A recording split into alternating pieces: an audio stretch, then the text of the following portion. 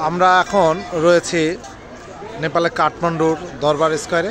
দরবার স্কয়ারের প্রধান যে আকর্ষণ সত্যজিৎ রায়ের মধ্যে দিয়ে আমাদের বাঙালিদের কাছে খুব বেশি পরিচিত সেই কালো ভৈরব। কালো ভৈরবকে আপনাদের দেখাচ্ছি।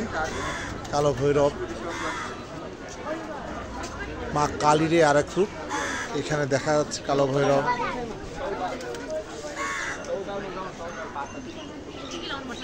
সত্যজিৎ রায় যা বলেছিল যা দেখিয়েছেন সেরকমই শিব রয়েছেন। শিব শুয়ে আছেন, তার উপরে পা দিয়ে আছেন মা কালী, এবং কালীর এই রুদ্র রূপ ভক্তদের মধ্যে এক নতুন ভাবনার জন্ম দেয়। আমি আপনাদের দরবার স্কয়ারে আরো কিছু মন্দির দেখাচ্ছি। এটা পুরোটা একটা ধর্মীয় ভাবনা। এখানে দেশি বিদেশি বিভিন্ন ভক্তরা আসেন, তারা ভক্ত নিবেদন করেন এবং সারাদিন ভক্তের পদচারণায়, দর্শনার্থীর পদচারণায়, আগ্রহীদের পদচারণায় মুখরিত থাকে এই দরবার স্কয়ার। দরবার স্কয়ার নেপালের ভূমিকম্পে বেশ ক্ষতিগ্রস্ত হয়েছিল। 2015 সালে যে ভূমিকম্প হয় সেই ভূমিকম্পে খুবই ক্ষতিগ্রস্ত হয়েছিল। পরে নেপাল সরকার পৃথিবীর বিভিন্ন সরকারের সহায়তা আস্তে আস্তে তার পূর্বের রূপ ফিরিয়ে আনার চেষ্টা করছে। এখনও অনেকগুলো মন্দির বেশ দেখা যায় যে ক্ষতিগ্রস্ত অবস্থায় রয়েছে। আপনাদের আমি দরবার স্কয়ারের বিভিন্ন মন্দির দেখাবার চেষ্টা করছি। দরবার স্কয়ারের এই মন্দিরগুলো নেপালের একেবারে ঐতিহ্যবাহী যে বাস্তুবিদ্যা, সেই বাস্তুবিদ্যার অনুসরণ করে প্রতিটি মন্দির তৈরি। আমরা এই ধরনের স্থাপত্য শৈলী দেখা মাত্র একেবারে নির্দ্বিধা বলে দিতে পারি এগুলো সবই হচ্ছে নেপালের তৈরি।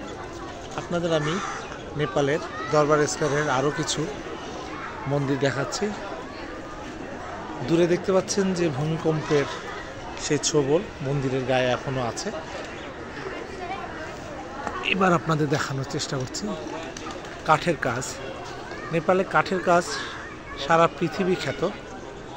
এখানে কাঠ খোদাই করে বিভিন্ন দেবদেবী, তারপরে জ্যামিতিক নকশা, ফুল, লতা পাতা এগুলোকে ফুটিয়ে তোলার চেষ্টা করা হয় এবং সেই চেষ্টার মধ্যে আমরা দেখি অসম্ভব নান্দনিক একটা ভাবনা কাজ করে।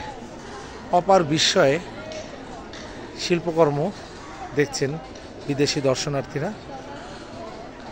আমরা আপনাদের আস্তে আস্তে দেখানোর চেষ্টা করছি যে নেপালের কাঠের কি সুন্দর শৈলী তারা মন্দির গায়ে খোদিত করেছে।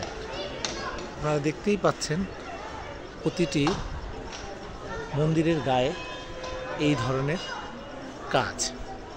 এবার আপনাদের আমি একটু দেখানোর চেষ্টা করছি এই যে ভূমিকম্পে ক্ষতিগ্রস্ত নেপালের এই মন্দিরটি সংস্কারের একটা উদ্যোগ নিয়েছে সরকার।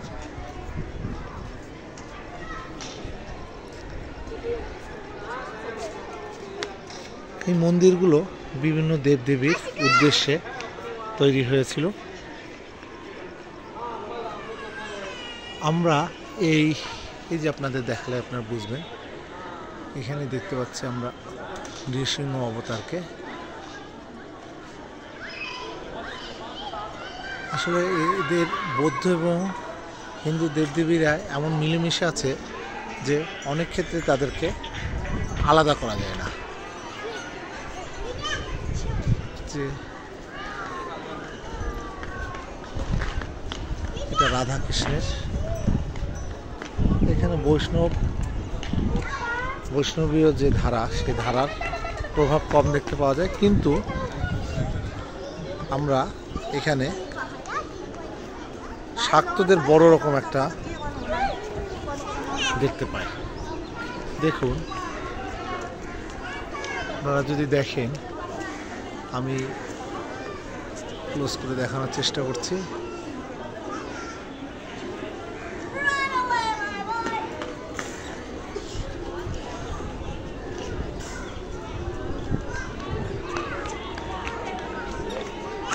এখানে প্রতিটি মন্দিরের ইসের মধ্যে বিভিন্ন শিল্পকর্ম দেখা যাচ্ছে। মৈথুন শিল্পকর্মকে আমরা এখানে খুঁজে পাচ্ছি। প্রতিটি মন্দিরের গায়ে সমসাময়িক বিভিন্ন রীতিনীতি আমরা কিন্তু এখানে দেখতে পাই। কাঠের এই কাজগুলোর মধ্যে দিয়ে আমরা কিন্তু অবশ্যই দেখতে পাচ্ছি যে দেবদেবীর সাথে সাথে বিভিন্ন, এই যে দেখেন কাঠে সুন্দরভাবে এগুলো ফুটফুটিয়ে তোলা হয়েছে।